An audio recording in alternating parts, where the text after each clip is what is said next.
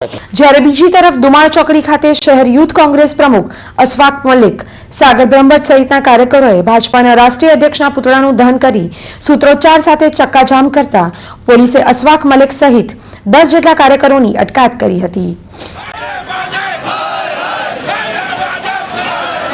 આજે ચક્કાજામનો પ્રોગ્રામ દુમાળ ચોકડી વડોદરા ખાતે કરવામાં આવેલો છે।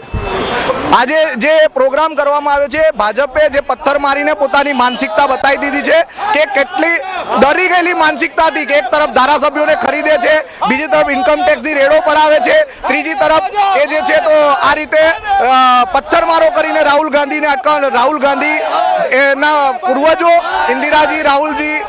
ઇન્દિરાજી રાજીવજી કે જે લોકો ગોલીથી ડર્યા નથી ને એ લોકોને પથ્થરોથી ડરાવવા જાય છે। તો આજે અમે યુથ કોંગ્રેસના કાર્યકર્તાઓ એમને કહેવા માંગીએ છીએ કે આવો કોઈ અમે લોકો ગોલીથી બી ડરવાના નથી, તો પથ્થરોનો શું હાલ છે। અમે તો રોકવા માટે આવ્યા છે, ચક્કાજામ થયેલો છે એટલે હવે જાણીએ શું છે।